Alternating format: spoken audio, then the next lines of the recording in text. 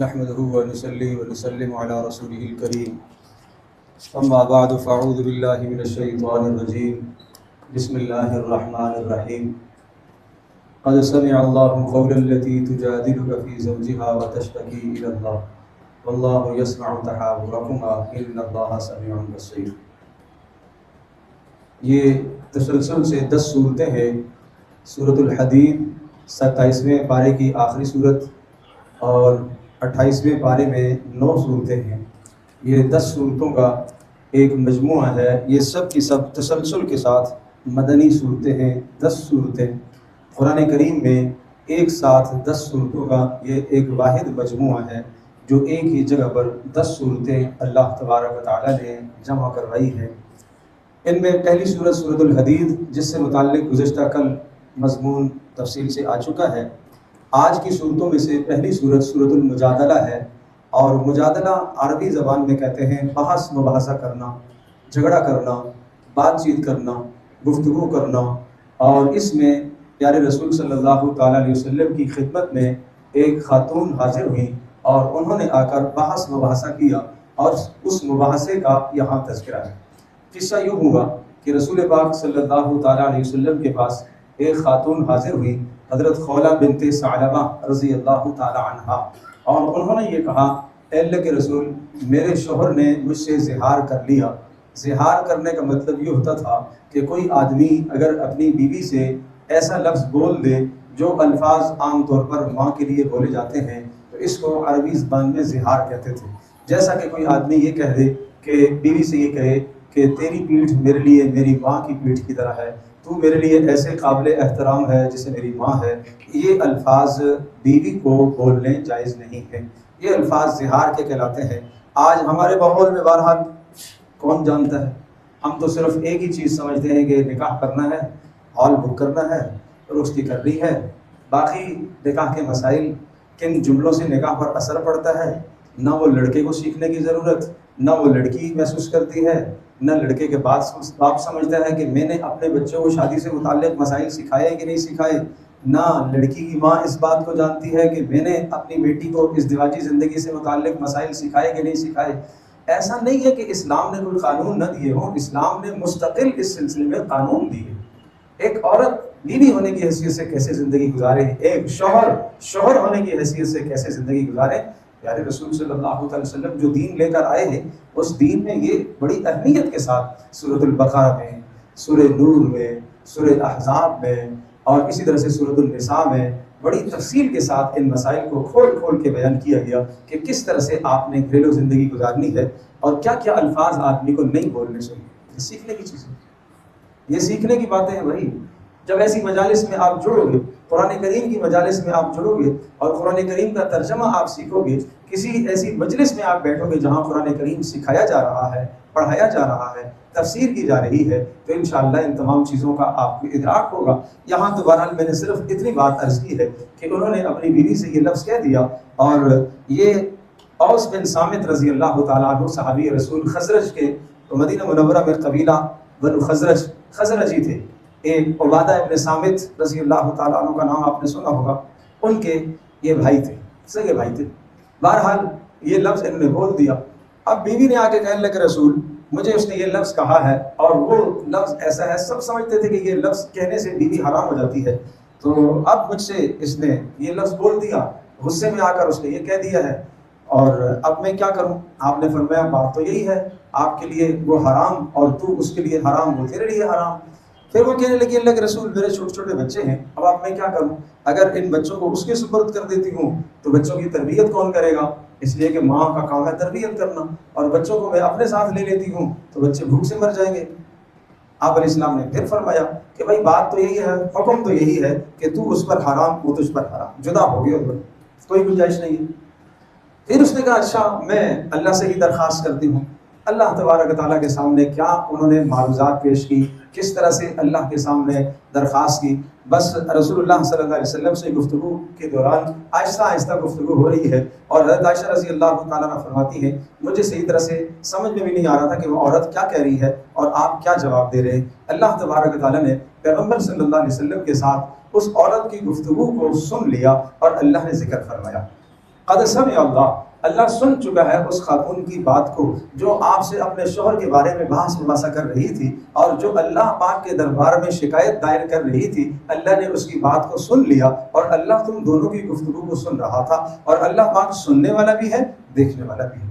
آج سے پہلے قانون تو یہی تھا، آج کے بعد یہ قانون بدل گیا کہ آج کے بعد اگر کوئی شخص اپنی بیوی سے زہار کا کلمہ کہہ دیتا ہے تو اس کے لیے کفارہ ادا کرے اور وہ واپس بیوی اس کے لیے حلال ہو جائے گی۔ کیا کفارہ ادا کرے؟ کہا ایک غلام آزاد کر لے، اور اگر غلام میسر نہ ہو تو 2 مہینے کے مسلسل روزے رکھ لے بیوی کے پاس جانے سے پہلے، اور اگر 2 مہینے کے مسلسل روزے بھی نہیں رکھ سکتا فَإِطْعَامُ 60 مسکینہ، تو 60 آدمیوں کو کھانا کھلا دے تو یہ بیوی اس کے لیے واپس حلال ہو جائے گی۔ یہ طلاق کی بات نہیں کہہ رہا ہوں بھائی، ایسا نہ ہو کہ کل 3 طلاقیں دے کے کہو کہ یہ بات سنی تھی، الٹا نہیں سننا۔ یہ زہار ہے، زہار الگ چیز ہے، طلاق الگ چیز ہے۔ ہاں، طلاق الگ شے ہے، یہ زہار ہے۔ بہرحال سیکھنا چاہیے کہ کن کن کلمات سے نکاح پر اثر پڑتا ہے، یہ علیحدہ بات ہے، مگر یہاں جس مضمون کو تذکرہ کیا گیا ہے یہ مضمون ہے زہار کا۔ اور طلاقوں کا جہاں تک تعلق ہے، بھائی اسلام نے میاں بیوی کے درمیان میں اگر اختلاف ہو گیا ہے تو اس کو سالو کرنے کے راستے سمجھائے ہیں، اور اس کی تفصیل سورۃ النساء میں 5ویں پارے میں ہم مفصل بیان کر چکے ہیں۔ اگر کوئی آدمی اس کو سننا چاہے تو وہ 5ویں پارے کی ریکارڈنگ وصول کر لے، اس میں تفصیلی احکام بیان کیے گئے۔ دوسرے پارے میں بھی یہ مسائل ہیں اور 5ویں پارے میں بھی یہ تفصیل سے مسائل ہیں کہ ازدواجی زندگی میں کس طرح سے اسے یہ کام کرنا چاہیے۔ بہرحال اب یہ مسئلہ بتا دیا تو اس کے بعد انہوں نے وہ کفارہ ادا کیا اور بیوی گویا کہ حلال ہو گئی۔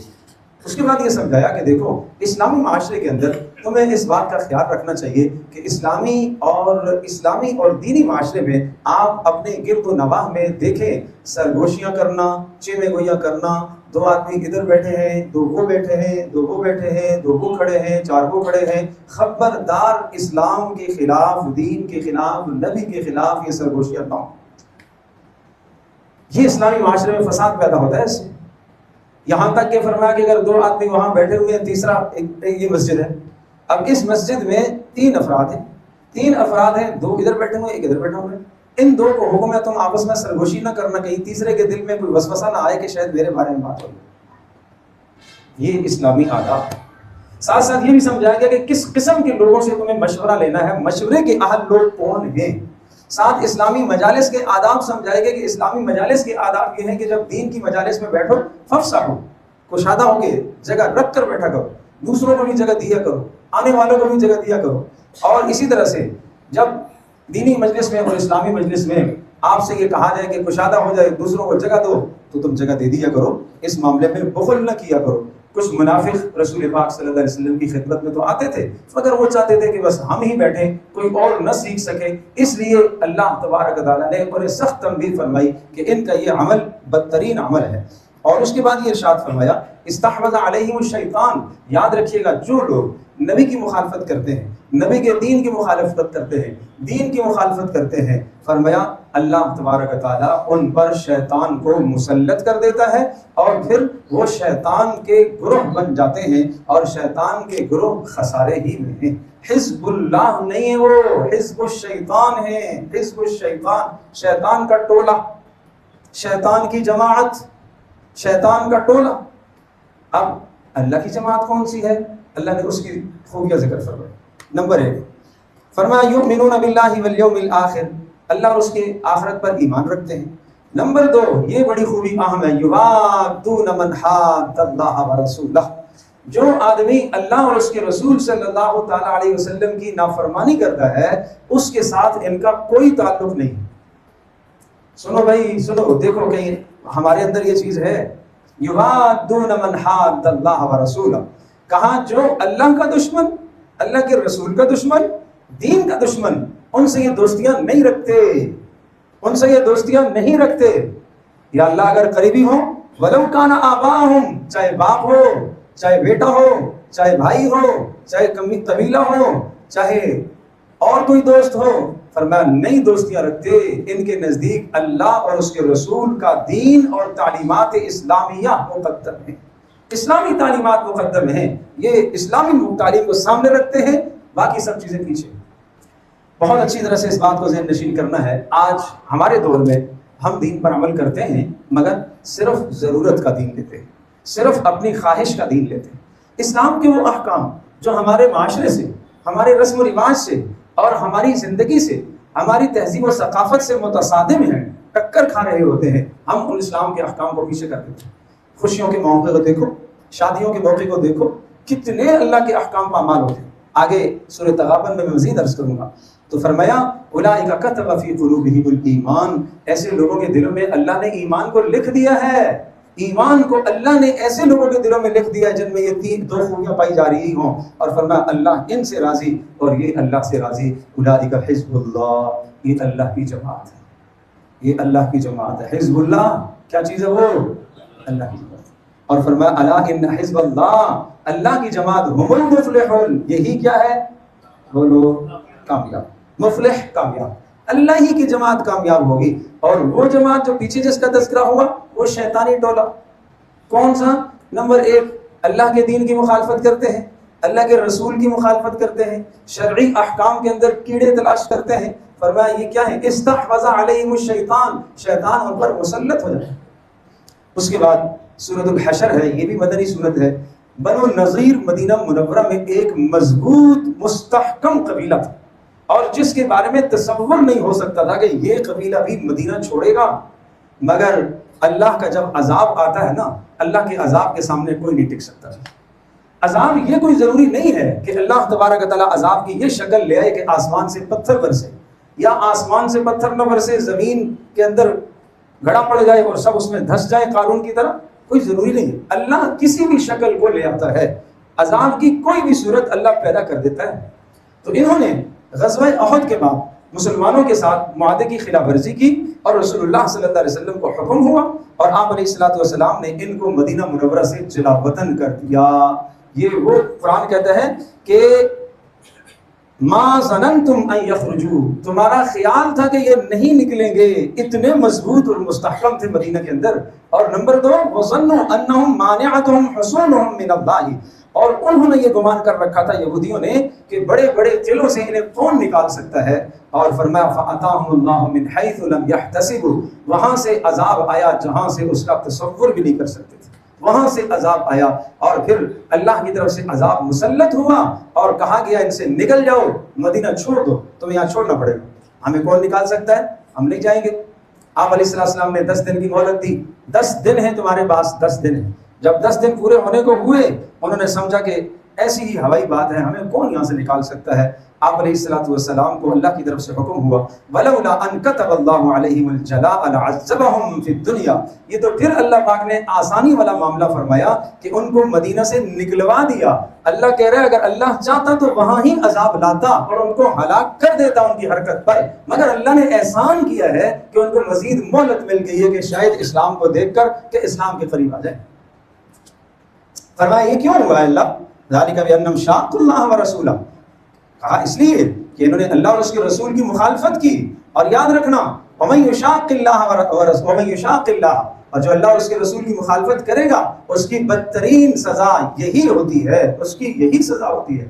فَاعْتَبِرُوا يَا أُولِي الْأَبْصَارِ، عقل مندو عبرت حاصل کرو، اس سے کہا عبرت حاصل کرو۔ اس کے بعد آپ علیہ السلام نے حکم دے دیا ان کے گھروں کو اکھیڑ دیا جائے، اور ان کی کھجوروں کو، ان کے باغات کو آگ لگا دی جائے، مگر ایک فرد بندے کو نہیں مارا گیا، نہ کسی کو چلایا گیا، نہ کسی کو قتل کیا گیا۔ یہ بھی صرف اس لیے کیا گیا کہ تاکہ یہ نکل جائے یہاں سے، عافیت کے ساتھ یہاں سے نکل جائے۔ آپ اندازہ کیجئے کہ محمد رسول اللہ صلی اللہ علیہ وسلم کا امن و امان کہ کس خوبصورت انداز سے ان کو وہاں سے جلا وطن کیا، ایک فرد کا بھی نقصان نہیں ہوا، اور فرمایا کہ تم جو کچھ اپنا سامان لے جانا چاہتے ہو لے جاؤ ساتھ۔ اب جو لے جا سکتے تھے لے گئے، اور جو نہیں لے جا سکتے تھے اس کو انہوں نے وہیں تباہ کر دیا، ضائع کر دیا، گھروں کو اکھیڑ کے پھینک دیا تاکہ مسلمانوں کے کام بھی نہ آ سکے۔ تو یہ یہود کا قبیلہ تھا، قبیلہ بنو نذیر، اس کو جلا وطن کیا گیا۔ اور عجیب بات بتاؤں، یہ وہ لوگ تھے کہ جو باہر سے آئے تھے اور آ کے یثرب میں آباد اس لیے ہوئے تھے کہ انہوں نے اپنی کتابوں میں سن رکھا تھا کہ نبی آخر زمان جو ہوں گے وہ مکہ سے ہجرت کر کے یہاں یثرب میں آئیں گے، اور جو لوگ ان کی مدد کریں گے وہ انصار کہلائیں گے، وہ جنتی کہلائیں گے۔ تو اس فضیلت کو پانے کے لیے یہاں آ کے پہلے سے آباد ہوئے تھے۔ لیکن جب نصیب میں ایمان نہ لکھا ہوا ہو اور جب انسان حق کی مخالفت پر اتر آتا ہے، ضد اور ہٹ درمی پر اتر آتا ہے، تو اس کا نتیجہ پھر یہی ہوتا ہے جو یہودیوں کے اس قبیلے کا ہوا۔ ان کو مسئلہ یہ تھا کہ رسول آیا ہے ٹھیک ہے، مگر یہ ہمارے خاندان کا نہیں ہے، یہ ہے بنو اسماعیل کا، یہ بنو اسرائیل سے نہیں ہے، بنی اسرائیل سے نہیں ہے، لہذا ہم نہیں مانتے۔ خاندانی تعصب ان کو کھا گیا ہے، خاندانی تعصب نے ان کو نوچ دیا اور اسلام کے قریب وہ نہیں آ سکے اور اسلام نہیں لائے، تو ان کو یہاں سے جلاوطن کیا گیا۔ اور پھر دوبارہ بھی دوسری مرتبہ حضرت عمر رضی اللہ تعالیٰ عنہ کے زمانے میں ان کو یہاں سے بھی جہاں پہنچے تھے خیبر میں، وہاں سے بھی پھر شام کی طرف نکال دیا گیا۔ اور آپ علیہ الصلوۃ والسلام فرما کر گئے تھے اخرج الیہود والنصارى من جزیرۃ العرب، کہ عرب کے پورے جزیرے سے یہود و نصارہ کو نکال دو۔ یہ آپ کی آخری وصیت تھی، کہا کہ یہ جہاں پر بھی ہوں گے یہ اسلام کے درمیان میں یہ پھوٹ ڈالنے کی کوشش کریں گے اور مسلمانوں کے درمیان میں سخت اختلافات پیدا کرنے کی کوشش کریں گے۔ چنانچہ حضرت ابوبکر صدیق رضی اللہ تعالی عنہ اور حضرت عمر رضی اللہ تعالی عنہ نے ایسا ہی کیا۔ اس کے بعد ایک سورت ہے سورت الممتحنہ۔ ممتحنہ کا معنی ہے امتحان لینا۔ اس میں بھی مسلمانوں کو ایک بہت بڑا سبق دیا کہ اسلام کے رازوں کی حفاظت کرنی چاہیے، مسلمانوں کے حالات کافروں کو نہیں بتانے چاہیے، مسلمانوں کی اندر کی رپورٹنگ کافروں کے سامنے نہیں کرنی چاہیے۔ ایک شخص رسول پاک صلی اللہ علیہ وسلم کے صحابہ میں سے، اور انہوں نے ایک رپورٹ کفار کو بھیج دی، قریش مکہ کو ایک رپورٹ بھیجی۔ وہ کیا؟ ایک راز فاش کر دیا۔ آپ علیہ الصلوۃ والسلام نے مکہ کو فتح کرنے کا ارادہ کیا، انہوں نے خط لکھ دیا کہ محمد رسول اللہ صلی اللہ علیہ وسلم ایک لشکر جرار لے کر مکہ پر حملہ آور ہونے والے ہیں، اور اللہ کی قسم وہ اکیلے بھی اگر آ جائیں تو تب بھی اللہ ان کی مدد کرے گا۔ بس یہ خط لکھا اور ایک خاتون کے ہاتھ دے دیا۔ وہ خاتون نکلی کیا کہ رسول پاک صلی اللہ علیہ وسلم کو بذریعہ وحی اطلاع ہو گئی، اور آپ علیہ السلام نے دو صحابہ کو پیچھے دوڑایا، جاؤ فلاں موقع پر ایک عورت ہوگی اور اس کے بعد ایک خط ہے وہ لکھے۔ چنانچہ دوڑتے بھاگے گھوڑوں پر پہنچ گئے خاتون کے پاس، اور جو حلیہ آپ نے بیان فرمایا تھا اسی حلیے کے مطابق وہ عورت وہاں موجود پائی گئی۔ آپ علیہ الصلوۃ والسلام نے جو فرمایا تھا ایسا ہی ہے، اور صحابہ نے کہا خط نکالو۔ اس نے کہا میرے پاس کوئی خط نہیں ہے، کسی نہیں، آپ کے پاس ہے؟ کیسے نہیں ہوا؟ کیسے نہیں ہے؟ ہمارے جیسا کوئی اچھا بھائی نہیں ہے، نہیں ہے تو نہیں ہے، مگر اللہ کے نبی نے جب کہہ دیا کہ ہے تو کیوں نہیں ہے، ہوگا بھائی ہوگا، نکالو۔ بہت شور کیا اس نے، انہوں نے نہیں چھوڑا تھا، نہیں ہے خط تیرے۔ بہرحال جب تھوڑا سا ڈرایا دھمکایا تو خط نکالا اس نے، اور یہ لوگ لے آئے۔ خط کو پڑھا نہیں، اس لیے کہ امانت ہے رسول صلی اللہ علیہ وسلم کی، آپ علیہ الصلوۃ والسلام کے سامنے لا کے رکھ دیا۔ نبی الاسلام نے خط کو کھولا، خط لکھا ہوا تھا حاطب بن ابی بلتعہ کی جانب سے قریش مکہ کے نام۔ آپ نے حاطب کو بلایا، کہا حاطب یہ کیا ہے، یہ آپ نے لکھا؟ جی اللہ کے رسول نے لکھا۔ کیوں؟ کہ اللہ کے رسول اس لیے لکھا کہ مکہ میں میری برادری، میرے بال بچے وہیں ہیں، بیوی بھی وہیں ہے، بچے بھی وہیں، ہجرت انہوں نے نہیں کی۔ اسلام کی قربانیاں دیکھتے ہو، شوہر ہجرت کر کے آگے، بیوی بچے وہاں ہی ہیں، ہجرت نہیں کر پائے اسباب نہ ہونے کی وجہ سے، یہ ہجرت کر کے آگے۔ کہ اللہ کے رسول بس یہ خیال تھا کہ اگر جنگ ہوتی ہے اللہ پاک آپ کو غلبہ تو دے گا ہی دے گا، مجھے یہ خدشہ تھا کہ کہیں کافر میرے بچوں کو یرغمال نہ بنا لیں اور کہیں ان پر ظلم اور زیادتی نہ کر بیٹھیں کہ مسلمان جب حملہ آور ہوں گے تو وہ بچے میرے مسلمان ہیں، تو کہیں ایسا نہ ہو کہ ان پر ظلم کریں۔ اللہ کے رسول اس کے سوا کوئی غرض نہیں تھی۔ بس آپ نے تسلی سے عذر سنا، آپ نے کہا ٹھیک ہے۔ حالانکہ صحابہ کرام رضی اللہ عنہم اجمعین کے دلوں میں یہ خدشہ آیا کہ شاید منافق ہو۔ حضرت عمر رضی اللہ تعالیٰ نے تلوار بھی نکالی قتل کرنے کے لیے۔ آپ نے فرمایا عمر یہ بدری صحابی ہے، یہ بدر میں شریک ہوا ہے، اور تجھے نہیں معلوم کہ بدر میں شریک ہونے والے جتنے بھی ہیں اللہ پاک نے ان کے گزشتہ سارے گناہ معاف کر دیے، آئندہ کے گناہ بھی اللہ نے معاف کر دیے، یہ تو بدری ہے۔ اللہ اکبر۔ تو پتہ یہ چلا کہ اگر کسی شخص سے غلطی ہو جائے اور وہ اسلام میں مخلص ہو، پختہ ہو، پکا ہو، صحیح ہو، درست ہو، درگزر کرنا چاہیے، غلطی سے درگزر کرنا چاہیے۔ ایسا نہیں کہ اس کو معاشرے میں بے عزتی اس کی جائے، اس کو ذلیل اور رسوا کیا جائے، یہ نہیں ہونا چاہیے۔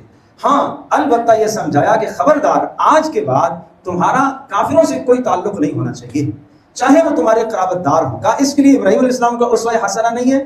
تمہیں معلوم نہیں ہے کہ ابراہیم علیہ السلام نے اپنے باپ سے بھی برات کا اظہار کیا تھا، باپ کفر پر تھا، اور پورے خاندان سے برات کا اظہار کیا تھا۔ رسول اللہ صلی اللہ علیہ وسلم نے فرمایا، یہ جملہ سن لیجیے گا اور آگے بھی آ رہا ہے، اس کی تشریح میں یہاں ہی کر لیتا ہوں۔ بدترین ہے وہ آدمی، بدترین ہے وہ آدمی، بدترین ہے وہ آدمی کون؟ جو دوسرے کی دنیا کو بنانے کے لیے اپنا دین بگاڑتا ہے، جو دوسرے کی دنیا بگاڑنے کے لیے، دوسرے کی دنیا بنانے کے لیے اپنا دین بگاڑتا ہے، بدترین ہے وہ انسان۔ کیا آج ہم کہیں ایسا تو نہیں کر رہے؟ اولاد کی دنیا بنانے کے لیے اپنا ایمان بگڑ رہا ہے، اولاد کی دنیا بنانے کے لیے اللہ کا حکم چھوڑ رہا ہے، اولاد کی دنیا بنانے کے لیے اللہ کی نافرمانی ہو رہی ہے، تو یہ دوسرے کی دنیا کو بنانے کے لیے اپنا دین بگاڑ رہا ہے۔ فرمایا یہ بدترین آدمی۔ سورہ تغابن میں فرمایا یا ایھا الذین آمنوا ان من ازواجکم واولادکم عدوا لکم، مسلمانوں تم میں سے بعض کی بیویاں اور تم میں سے بعض کی اولادیں تمہارے صریح اور کھلے دشمن ہیں۔ دشمن تو یہ معنی نہیں ہے کہ ڈنڈا لے کے پٹائی کرو، نہیں، تم بچتے رہنا، ہوشیار رہنا، کہیں تمہیں وہ جہنم کی طرف نہ لے کے چلے جائیں۔ اگر تمہیں بیوی اللہ کی نافرمانی کا حکم دے رہی ہے تو یقیناً تمہارے ساتھ دشمنی کر رہی ہے۔ اگر بیٹا تمہیں اللہ کی نافرمانی کا حکم دے رہا ہے اور تم بیٹے کی محبت میں آ کر وہ اللہ کی نافرمانی کر بیٹھتے ہو تو یقیناً بیٹے نے باپ کے ساتھ وفاداری نہیں کی ہے، دشمنی کی۔ باپ نے اسے قرآن پڑھایا ہے، باپ نے اسے تعلیم دی ہے، باپ نے اس کی دنیا بھی بنائی، آخرت بھی بنانے کی فکر کی ہے، اور آج جب بیٹا جوان ہونے کو ہے تو اس بیٹے نے کیا کیا؟ باپ کا دین بگاڑ دیا۔ ایک اور ذہن میں آ گئی بڑی اہم بات، کیا یہ واقعہ آپ نے سنا ہے؟ سورہ کہف کے اندر حضرت خضر علیہ السلام نے وہ جو بچے کو قتل کر دیا تھا، موسیٰ علیہ السلام اور خضر دونوں ساتھ تھے اور ایک جگہ پر پہنچے تو ایک بچہ بچوں کے ساتھ کھیل رہا تھا، اس بچے کی گردن مروڑ کے خضر علیہ السلام نے اس کو قتل کر دیا اور اٹھا کے اس کا سر یوں دیواروں سے پٹکایا، ایسے ایسے۔ کیا بچتا اس میں؟ موسیٰ علیہ السلام نے کہا اقتلت نفسا زکیۃ بغیر نفس لقد جئت شیئا نکرا، یہ کیا سن کیا آپ نے؟ بغیر کسی سبب کے یہ بچہ آپ نے قتل کر دیا۔ خیر القصہ مختصر، جب آگے جو دونوں کی جدائی ہونے لگی تو حضرت خضر کو اللہ کا حکم تھا اب بتاؤ کیوں مارا تھا؟ اس وقت ارشاد فرمایا وَأَمَّا الْغُلَامُ، کہ وہ جو لڑکا میں نے مارا ہے اس لیے اس کے ماں باپ نیک آدمی تھے اور اللہ تبارک و تعالیٰ کے یہاں یہ بات طے تھی، اللہ کے علم میں یہ بات تھی کہ یہ بڑا ہوگا، ماں باپ کو نافرمان بنائے گا، ماں باپ اس کی محبت میں آ کر نافرمان بن جائیں گے۔ اللہ نے ماں باپ کے ایمان کو محفوظ کرنے کے لیے بچے کو قتل کر دیا۔ اندازہ ہے کہ ایمان کتنی قیمتی چیز ہے، اندازہ ہے کہ ایمان کتنا اہم ہے۔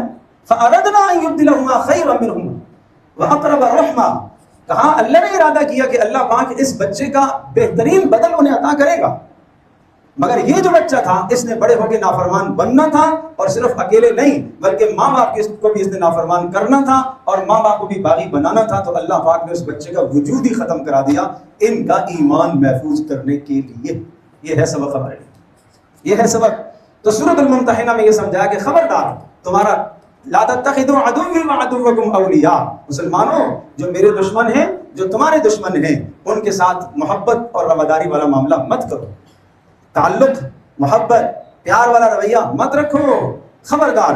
فرمایا انہوں نے کفر کیا اس حق کا جو حق اللہ نے تمہارے اوپر نازل کیا ہے، تم کیسے ان کے ساتھ محبتیں کرو گے؟ اور اگلا جملہ سنیے گا، فرمایا تسرون الیہم بالمودۃ، تم محبت کے پیغام بھیجتے ہو ان کو، وانا اعلم بما اخفیتم وما اعلنتم، اللہ کہہ رہا میں جانتا ہوں جو تمہارے دلوں میں بھی ہے اور جو تم ظاہر کرتے ہو میں سب کو جانتا ہوں، ومن یفعلہ منکم، اور جو تم میں سے ایسا کرے گا فقد ضل سواء السبیل، وہ کھلی گمراہی میں چلا گیا۔ یسقفوکم یکونوا لکم اعداء، اگر یہ کافر تمہارے اوپر قبضہ پا لیں تو یقیناً تمہارے مخلص نہیں ہیں، یہ تمہارے دشمن ہیں۔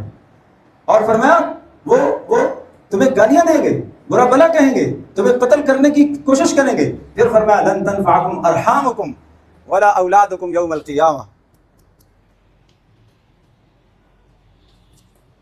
شاہین پانی دینا۔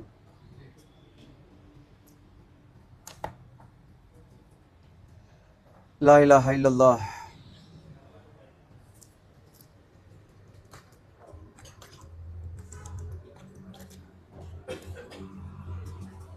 لن تنفعکم ارحامکم، فرمایا تمہیں تمہاری قرابت داریاں قیامت کے دن فائدہ نہیں دے گی، تمہیں تمہاری قرابت داریاں قیامت کے دن فائدہ نہیں دیں گی، اللہ پاک فیصلہ کرے گا، اور نہ ہی قیامت کے دن تمہیں تمہاری اولادیں، یہ صاف لفظ ہے سورۃ الممتحنہ آیت نمبر 3 میں، لن تنفعکم ارحامکم، تنفع نفع سے، ہرگز تمہیں نفع نہیں دیں گی تمہاری قرابت داریاں اور تمہاری اولادیں، یوم القیامہ، قیامت کے دن، یفصل بینکم، اللہ تمہارے درمیان فیصلے کرے گا، اور اللہ تبارک و تعالیٰ خوب تمہارے اعمال سے باخبر ہے۔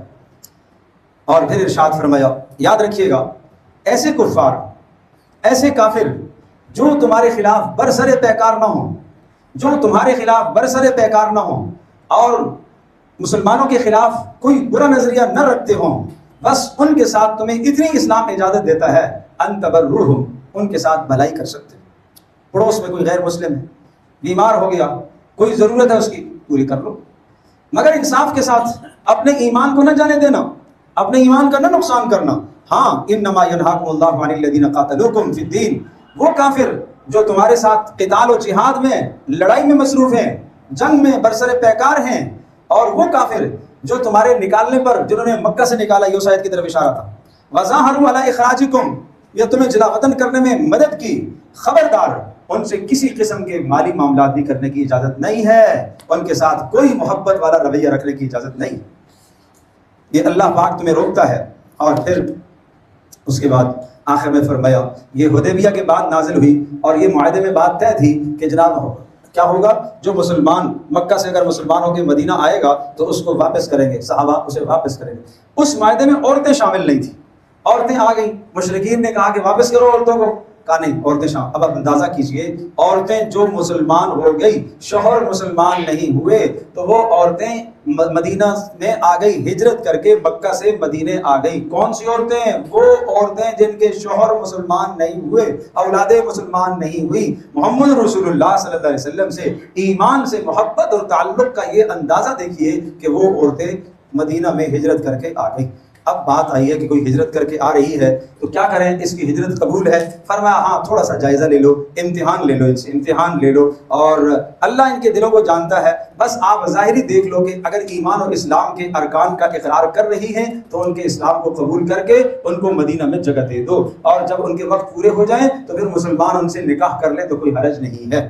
یہ سمجھایا اور کہا کہ اذا جاءک المؤمنات یبایعنک، اے پیارے جب نبی آپ کے پاس یہ خواتین آئیں تو پھر ان چیزوں پر بیعت لے لیجیے گا ان سے۔ نمبر 1، ان سے وعدہ کرنا ہے، شرک نہیں کرو گی، چوری نہیں کرو گی، زنا نہیں کرو گی، اولاد کو قتل نہیں کرو گی، بہتان تراشی نہیں کرو گی، رسول کی خلاف ورزی نہیں کرو گی۔ اگر ان 6 باتوں پر وہ متفق ہوتی ہیں فبایعہن، تو ان کو آپ قبول کر لیجئے، ان کا اسلام قبول کر لیجئے۔ واستغفر لہن اللہ، اور اللہ تبارک و تعالیٰ بخشنے والا مہربان ہے، اللہ ان کو معاف کرے گا۔ اے نبی آپ اللہ پاک سے ان کے لیے بخشش مانگیے۔ سورۃ الصف کا مضمون یہ ہے کہ انسان کو قول و قرار میں پکا ہونا چاہیے۔ یہ آدمی نہیں کہ جناب بس کہہ کچھ رہا ہے کر کچھ رہا ہے، لم تقولون ما لا تفعلون، جو چیز کر نہیں سکتے ہو ایسے دعوے مت کیا کرو۔ یہ اس صورت کا خاص موضوع۔ اور نمبر 2، دوسرا موضوع، کونوا انصار اللہ، اللہ کے دین کی مدد کرو، جان سے، مال سے، طاقت سے، جس طرح سے ہو سکے اللہ کے دین کی مدد کرو، یہی تمہارے لیے کامیابی ہے۔ سورۃ الجمعہ ہے، اس میں 2 باتیں سمجھائی گئی کہ جن کو قرآن کا علم دیا گیا اور جن کو شریعت کا علم دیا گیا، علم حاصل کر کے بے عمل ہیں، ان کی مثال گدھے کی سی ہے جس کے اوپر کتابیں لاد دی جائیں۔ کمثل الحمار یحمل اسفارا، یہودیوں کی مثال دی گئی کہ جن کو کتاب کا علم دیا گیا مگر عمل نہ کیا تو وہ ایسے ہیں جیسے کہ گدھا ہے۔ اسی طرح سے علماء سوء، بدترین جو معاشرے کے اندر جو علم کی طرف منسوب ہیں مگر عمل زندگی کے اندر نہیں ہے، تو یہ ان کے لیے بھی سخت وعید ہے۔ اللہ تبارک و تعالیٰ ہماری حفاظت فرمائے۔ دوسری بات، جمعے کی اہمیت ہے کہ جب جمعے کی اذان ہو جائے کاروبار چھوڑ دو۔ یہ جمعے کی اہمیت ہے، جمعے کی اہمیت سمجھائی کہ اپنے کاروباروں کو چھوڑ دو، سب ترک کر دو اور جمعے کی طرف آ جاؤ۔ ہفتے میں 1 دن تم سے یہ مطالبہ کیا گیا ہے کہ اب تم اپنے کاروبار کو ترک کرو، اس 1 دن پر تم آ جاؤ۔ اور یاد رکھیے گا آج کل جیسے ہمارے ہاں بھی ہر جگہ اسی طرح سے کرتے ہیں، اور علماء اللہ تبارک و تعالیٰ بہت جزائے خیر دے، کتنی کوششیں کرتے ہیں کہ لوگ گناہوں میں مبتلا ہوں، کتنی کوششیں کرتے ہیں کہ لوگ گناہ گار نہ ہوں۔ اذان کو تاخیر سے دلواتے ہیں تاکہ لوگ گناہ گار نہ ہوں، اس لیے کہ اذان جلدی ہو گئی تو اذان کے بعد حکم ہے اہل محلہ کو مسجد میں آ جانا چاہیے، اب جو نہیں آئے گا گناہ گار ہو۔ اب بات یہ ہے کہ جو ممبر پر جب امام خطبے کے لیے بیٹھ جاتا ہے اور یہ والی جو اذان ہوتی ہے، اس اذان کے بعد آنے والے کا جمعے میں ریکارڈ نہیں لکھا جاتا، مگر جب پہلی اذان ہو اذا نودی للصلاۃ من یوم الجمعہ فاسعوا الی ذکر اللہ، پہلی اذان کے وقت ہی دوڑ کے آ جاؤ اللہ کی یاد کی طرف، چھوڑ دو سب کچھ۔ اب تمہارے لیے جائز نہیں ہے کاروبار کرنا، اب گھر میں مشغول ہونا جائز نہیں ہے، اب دنیاوی معاملات میں مشغول ہونا جائز نہیں ہے۔ اس کے بعد سورۃ المنافقون ہے، یہ بھی منافقوں کے پول پٹیاں کھول رہی ہے۔ اور بڑا عجیب معاملہ ایک ہوا، ایک غزوے میں رسول اللہ صلی اللہ علیہ وسلم کے ساتھ صحابہ کرام بھی تھے، اور صحابہ کی جماعت میں منافق بھی نکل جایا کرتے تھے، اور ایک جگہ پر انصاری اور مہاجر کے درمیان میں ایک پانی پر کچھ بحث ہو گئی۔ کنویں پر پانی، ایک نے کہا میں پہلے بھروں گا، دوسرے نے کہا میں پہلے، جیسے انسان ہے فطرت میں ہو جاتا ہے۔ بہرحال بات ذرا اونچی ہو گئی۔ انصاری نے کہا یا للانصار، انصار میری مدد کرو۔ مہاجر نے کہا یا للمہاجرین، مہاجروں میری مدد کرو۔ اللہ اکبر، رسول اللہ صلی اللہ علیہ وسلم اتنے ناراض ہوئے کہ میں تمہارے درمیان میں موجود ہوں اور تم بدبودار نعرے لگا رہے ہو، یہ عصبیت کے نعرے لگا رہے ہو، یہ قومیت کے نعرے لگا رہے ہو، انصار انصاریوں کو بلا رہا ہے، مہاجر مہاجروں کو بلا رہا ہے، یہ کیا چیز کر رہے ہو تم، یہ جاہلیت کی باتیں کر رہے ہو۔ پیارے رسول صلی اللہ علیہ وسلم نے سخت ڈانٹا، اور اس موقع پر یہ آیات نازل ہوئی۔ اچھا، ایک عبداللہ بن ابی جو منافقوں کا سرغنہ تھا، سردار تھا، وہ بڑی اچھی باتیں کرتا تو تھا رسول اللہ صلی اللہ علیہ وسلم کے سامنے آ کے، مگر اندر کفر چھپا ہوا تھا، منافقت چھپی ہوئی تھی۔ اور اس کو بھی عجیب بات بتاؤں، اس کو بھی حسد کھا گیا تھا، اس لیے کہ رسول اللہ صلی اللہ علیہ وسلم جب مدینہ میں تشریف لائے، آپ علیہ الصلوۃ والسلام کی آمد سے پہلے پورے مدینے والوں نے اس کو سردار مان لیا۔ اب کل سمجھ لو کہ اس کے سر پر تاج رکھنا تھا اور سب نے اس کو سردار ماننا تھا، گویا کہ مدینہ کا بادشاہ اس نے بننا تھا۔ تو رسول اللہ صلی اللہ علیہ وسلم آگے، آپ جب تشریف لے آئے تو اب لوگوں نے اسے چھوڑ دیا، سارا مجمع ادھر آ گیا محمد رسول اللہ صلی اللہ علیہ وسلم کے پاس، انصار بھی جڑ گئے، مہاجرین بھی ادھر جڑ گئے، اور ادھر جو مدینہ میں یہود بیٹھے ہوئے تھے وہ بھی متفق ہو گئے رسول اللہ صلی اللہ علیہ وسلم کے ساتھ۔ تو گویا کہ اب مدینہ کی قیادت سیادت رسول اللہ صلی اللہ علیہ وسلم کے ہاتھ میں آ گئی۔ اسے بڑا صدمہ ہوا کہ انہوں نے میری قیادت پر قبضہ کر لیا ہے۔ چنانچہ بدر تک تو وہ مسلمان نہیں ہوا تھا، بدر تک، اور بدر میں جب مسلمانوں کو بہت بڑی کامیابی ہوئی تو اس نے دیکھا کہ اب چارہ کار میرے لیے بھی نہیں ہے، اس نے بھی اسلام ظاہر کر دیا اور رسول اللہ صلی اللہ علیہ وسلم کے ساتھ مل گیا کہ کہیں ایسا نہ ہو کہ میں مارا جاؤں، قتل کر دیا جاؤں۔ تو یہ ہے اس کا قصہ۔ اسی غزوے میں وہ بھی ساتھ تھا، اور اس نے ایک بدترین جملہ بولا، زہریلا جملہ بولا، رسول اللہ صلی اللہ علیہ وسلم اور صحابہ کے خلاف اس نے جملہ بولا۔ چونکہ یہاں پر جو معاملہ تھا وہ انصاری کی غلطی تھی، اور آپ علیہ الصلوۃ والسلام نے بہرحال سمجھا دیا، اور بات وہی ہوئی، اس نے کہا کہ نہیں میری بات سنی نہیں گئی، میرے بندے کو پہلے پانی نہیں دیا گیا، میرے بندے کو نہیں پینے دیا گیا پہلے، لہٰذا وہ شور شرابہ کرنے لگا۔ اور اس نے کہا مدینہ پہنچ کے نا ان ذلیلوں کو وہاں سے نکالو۔ یہ ذلیل سے مراد اس نے رسول پاک صلی اللہ علیہ وسلم اور صحابہ کے متعلق یہ کہا، لا یخرجن الاعز منها الاذل، ہم عزت مند وہاں جا کے ان ذلیلوں کو وہاں سے نکالیں۔ پر ایک جملہ اور بھی اس نے کہا تھا، سمن کلبک یاکل کا، کتے کو کھلاؤ، موٹا کرو موٹا کرو موٹا کرو، اور جب موٹا ہو جائے تو وہ آپ ہی کو کاٹے۔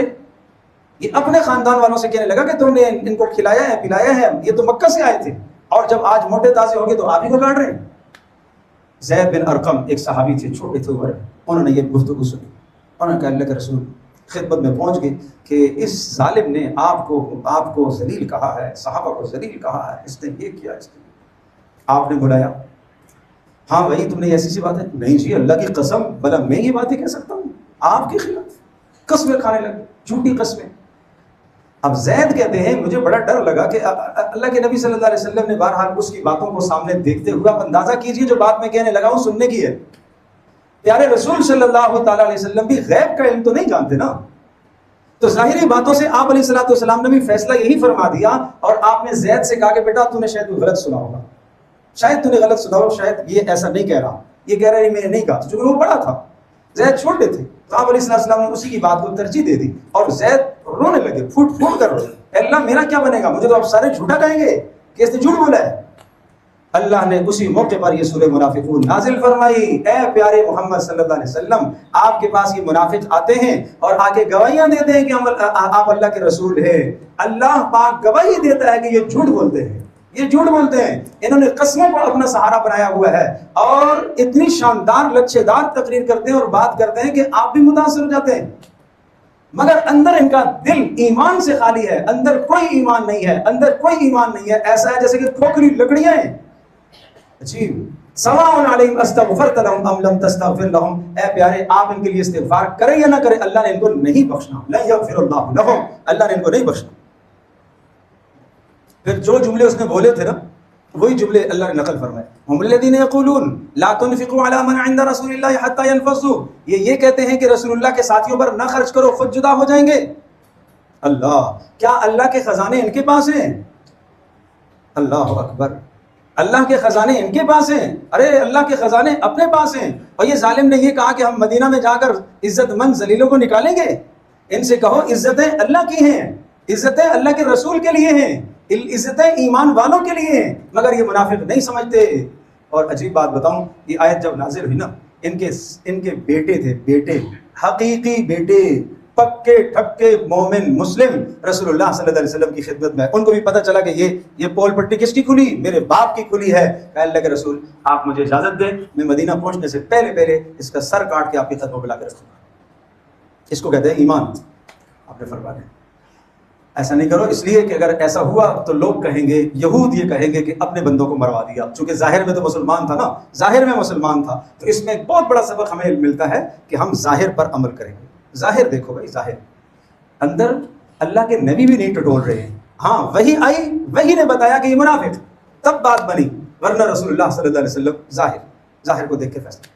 مگر آج ہم تو دل تک پہنچ جاتے ہیں، ہم تو اندر کے ایکسرے کر کے نکال کے لے آتے ہیں، بھائی یہ کہا ہے اس کے اندر یہ چھپا۔ اللہ کے بندو، ابوبکر صدیق رضی اللہ تعالیٰ عنہ نے فرمایا اب اللہ کے رسول چلے گئے ہیں، اب ایمان اور کفر بیچ والی کوئی صورت نہیں ہے، ہم کسی پر فتویٰ منافقت کا نہیں لگا سکتے کہ اللہ کے رسول تو وہی سے بات کرتے تھے نا، وہ تو وہی سے کہتے تھے کہ یہ منافق ہے، وہی ہمارے اوپر نہیں آئی، وہی منقطع ہو گئی۔ اب ہم دو ہی باتیں کریں گے، اسلام یا کفر۔ جو اسلام کے احکام پر عمل کرے گا ہم اس کو مسلمان سمجھیں گے، جو نہیں کرے گا کافر سمجھیں گے۔ دل کا حال اللہ کے سپرد کریں، دل کا حال اللہ کے سپرد کریں۔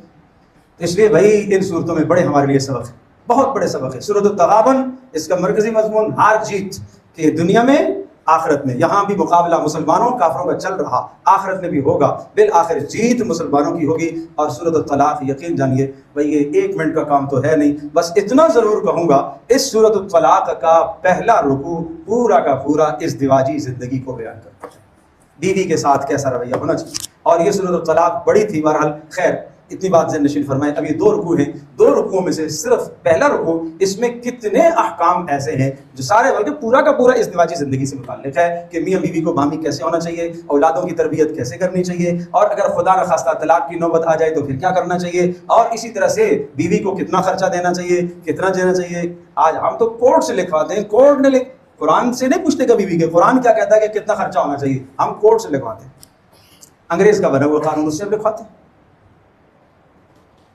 تو یہ بہت شاندار صورت ہے، اور آخری سورۃ تحریم ہے جس میں کامیاب جوڑے ناکام جوڑے، کامیاب جوڑے ناکام، کامیاب جوڑا نمبر 1 رسول اللہ صلی اللہ علیہ وسلم اور ان کی ازواج، وہ ان کا تذکرہ ہے، اور ان ازواج کی 6 خوبیوں کا تذکرہ ہے یہاں سورۃ تحریم کے اندر کہ کامیاب عورت کی نشانیاں کیا ہیں۔ یہ 6 خوبیاں کامیاب عورت کی نشانیاں، اس پر مفصل میرے بیانات بھی ہیں، موضوع ہے اس پر کہ عورت کے اندر کیا خوبیاں دیکھنی چاہیے، رشتے کے لیے کیا۔ تو یہ 6 خوبیاں ہیں ایک عورت کے اندر دیکھنے کے لیے کہ اگر کوئی آدمی آپ اپنے بیٹے کے لیے رشتہ کرنا چاہتے ہیں، یہ 6 خوبیاں، یہ 6 صفات دیکھنی چاہیے۔ اسی طرح سے دوسرا جوڑا آیا حضرت نوح علیہ السلام، حضرت لوط علیہ السلام، یہ 2 جوڑے، نوح علیہ السلام اور ان کی بیوی، لوط علیہ السلام اور ان کی بیوی، شوہر دونوں کے دونوں اللہ کے پیغمبر، بیویاں دونوں کی دونوں کافرہ۔ پتہ یہ چلا کہ پیغمبروں کی پیغمبری بھی بیویوں کے کام نہ آ سکی، وقیل ادخلوا النار مع الداخلین، دونوں جہنم میں گئی۔ تیسرا جوڑا وہ فرعون اور اس کی بیوی آسیہ، بیوی مسلمان شوہر کافر، اور فرمایا کہ جب اللہ تبارک تعالیٰ پر ایمان لائی، موسیٰ علیہ السلام پر ایمان لے آئی، تو اللہ نے دنیا کے اندر اسے جنت دکھا دی۔ آسیہ بنت مزاحم جو آخرت میں رسول پاک صلی اللہ علیہ وسلم کی زوجہ محترمہ ہوگی، جنت میں آپ علیہ السلام کی زوجہ محترمہ ہوگی۔ آسیہ بنت مزاحم کس کی بیوی ہے؟ بولو، کوئی عورت قیامت کے دن یہ نہیں کہہ سکے گی کہ میرا شوہر ظالم تھا میں اس لیے دین پر عمل نہیں کر سکی، کہا جائے گا تیرا شوہر ظالم تھا یا آسیہ بنت مزاحم کا۔ جس ظالم اس شوہر نے زمین پر لٹا دیا اور لٹا کر ہاتھ پھیلا کر پاؤں پھیلا کر ہاتھوں میں بھی کیلیں ٹھونکی اور پاؤں کے اندر بھی کیلیں ٹھکوا دی، اسی طرح سے تڑپ تڑپ کے جان دے دی، اور اسی حال میں اللہ نے ان کو اپنا محل دکھا دیا۔ اور ایک پھر عورت جس کا تذکرہ ہے مریم، حضرت مریم بنت عمران عیسیٰ علیہ السلام کی والدہ، یہ وہ خاتون ہیں جنہوں نے تجرد اکیلے کی زندگی گزاری ہے اور پاک دامنی کی زندگی گزاری ہے۔ اگر ایک عورت بغیر شوہر کی زندگی گزارے تو کیسے اس کے لیے یہ مثال ہے۔ اور ایک مرد قرآن نے بھی ذکر کیا جس نے بغیر بیوی کی زندگی گزاری، حضرت یحییٰ علیہ السلام۔ تو یہ قرآن خوبصورت زندگی بیان کرتا ہے۔ اللہ مجھے بھی آپ کو سب کو عمل کی توفیق۔